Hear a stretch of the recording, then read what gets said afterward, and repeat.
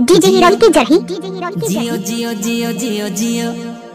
जियो phone मारानी करहूँ video call जब जब आई हूँ मोला तोर खयाल जियो फोन मारानी करहूँ वीडियो कॉल जब जब आई ना मोला तोर खयाल मैं मोला देखत रही बे मैं तोला देखत रही हूँ मैं मोला देखत रही बे मैं तोला देखत रही हूँ कौन काय करही का करहे मजा जियो फोन मारानी करहूँ वीडियो कॉल जब जब आई हूँ मोला तोर खयाल जियो फोन मारानी करहूँ वीडियो कॉल जब जब आई हूँ मोला तोर खयाल। डीजे हीरो की जही मोबाइल नंबर 93 13 27 85 56।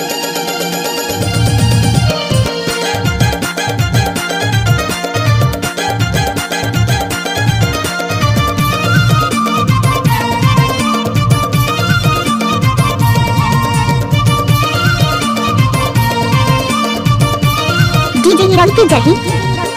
तोर मोर चाहत नहीं होवे कम नहीं मानसता खवाले कसम ले गए हे मोरे रात के निंदिया चम चम गोरी तोर माथ के बिंदिया मोला धन गुलाबे मैं तोला नहीं भूलावा मोला धन गुलाबे मैं तोला नहीं भूलावा रूप तोर लागे हे मोहनी के जा मारानी करहूँ वीडियो कॉल जब जब आई ना मोला तोर खयाल जियो फोन मारानी करहूँ वीडियो कॉल जब जब आई ना मोला तोर खयाल।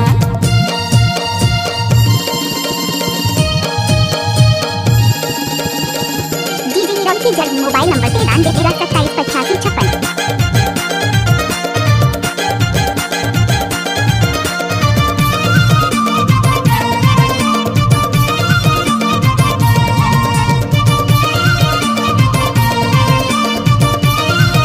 डीजे हीरो की जही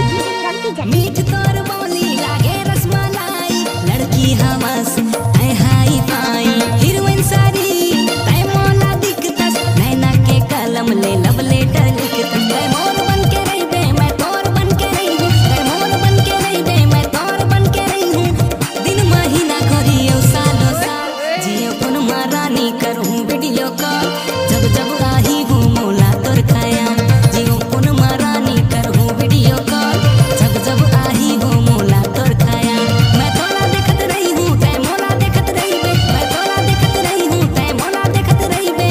कौन का करही का करहे मजा जियो फोन मारा जा कर बे वीडियो कॉल जब जब आही रे तोला मोर खयाल जियो फोन मारानी करहूँ वीडियो कॉल जब जब आई हूँ मोला तोर खयाल जियो फोन मारा जा कर बे वीडियो कॉल जब जब आही रे तोला मोर खयाल जियो फोन मारानी करहूँ वीडियो कॉल जब जब आई हूँ मोला तोर खयाल। डीजे हीरो की जही मोबाइल नंबर 93 13 27 85 56।